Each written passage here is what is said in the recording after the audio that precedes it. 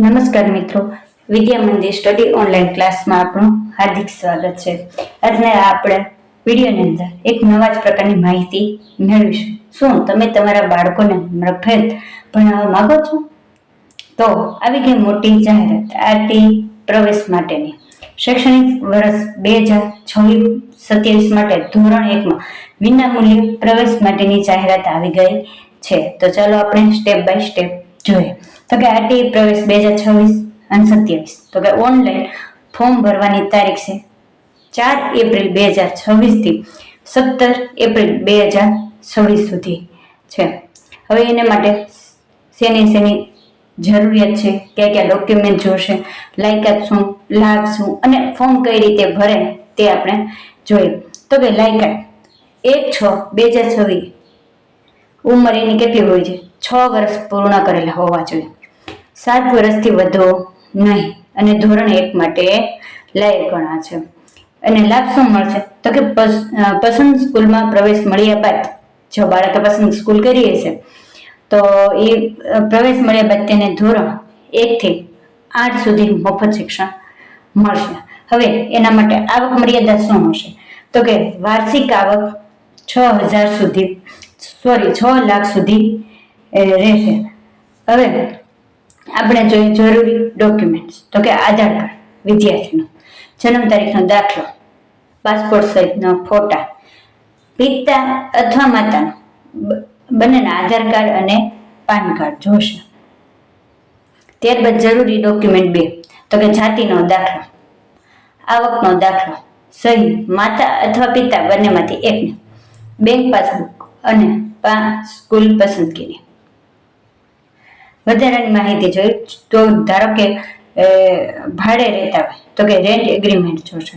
Self declaration form, એ જ્યારે આપણે form ભરીએ ત્યારે એની અંદરથી ડાઉનલોડ કરીને આપણે સહી સિક્કા કરીને એમાં અપલોડ કરવાનું રહેશે. પછી બીપેલ, જો બીપેલ હોય તો, અને આંગણવાડીનું પ્રમાણપત્ર ઓપ્શનલ છે.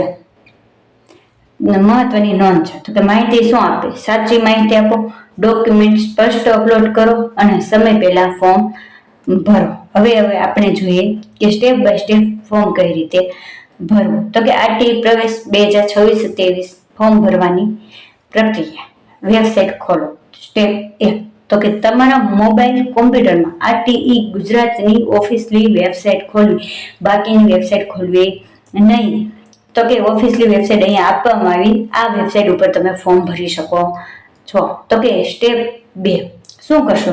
તો કે નવું રજીસ્ટ્રેશન કરવું. એમાં અપ્લાય ઓનલાઈન ન્યૂ રજીસ્ટ્રેશન પર ક્લિક કરો. તમારો મોબાઈલ નંબર નાખો અને ઓટીપીથી વેરીફાઈ કરો. ત્યારબાદ સ્ટેપ 3 વિદ્યાર્થીની માહિતી ભરો, જેમાં વિદ્યાર્થીનું નામ નાખો. શેના આધારે હોવો જોઈએ? તો કે આધાર કાર્ડ મુજબ. પછી જન્મ તારીખ નાખો. ઉંમર ચેક કરો કે 6 થી 7 વર્ષની વચ્ચે હોવો જોઈએ. અને જાતિ, ધારો કે જનરલ હોય તો જનરલ, એસસી, એસટી, ઓબીસી તેનું આપણે પ્રમાણપત્ર પણ અપલોડ કરવાનું આવશે.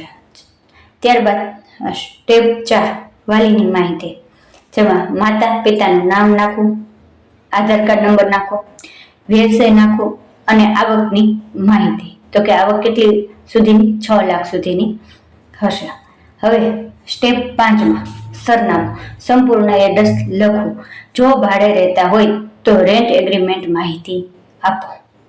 ત્યારબાદ સ્ટેપ 6 સ્કૂલ પસંદ કરો. ઘરની નજીકની 5 સ્કૂલ પસંદ કરો.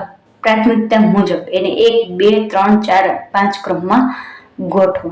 ત્યારબાદ સ્ટેપ 7 ડોક્યુમેન્ટ અપલોડ કરો. તો કે આધાર કાર્ડ, જન્મ દાખલો, ફોટો, આવકનો દાખલો અને જો જાતિનો દાખલો લાગુ પડે તો, અને બધા ડોક્યુમેન્ટ ક્લિયર અને રીડેબલ હોવા જોઈએ.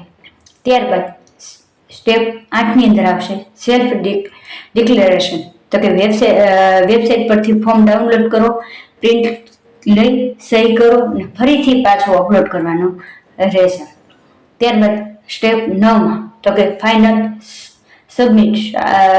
સબમિટ આપો. તો કે બધી માહિતી ચેક કરો અને પછી તમે સબમિટ પર ક્લિક કરો. ત્યારબાદ તો કે સ્ટેપ 10 પ્રિન્ટ અને સેવ. એપ્લિકેશન ફોર્મ ડાઉનલોડ કરો જેથી કરી આ ફ્યુચર માટે સાચવી રાખો. અને મહત્વની ટીપ તો કે નામ અને ડેટ ઓફ બર્થ એટલે કે જન્મ તારીખ બંને આધાર કાર્ડ મુજબ લખો. ખોટી માહિતી ન આપવી, સમય પહેલા ફોર્મ ભરવું, મોબાઈલ નંબર એક્ટિવ રાખો. જો આ રીતે કરશો તો તમારા બાળકને ચોક્કસ એની પસંદગીની સ્કૂલ પણ મળી શકે છે. અસ્તુ, જય હિન્દ, જય ભારત. જો આવા જ વિડીયો તમારે મેળવતા રહેવા હોય તો અમારી ચેનલને લાઈક કરો, શેર કરો, સબસ્ક્રાઈબ કરો, જેથી કરીને તમને આવા જ અવનવા વિડીયો મળતા રહેશે.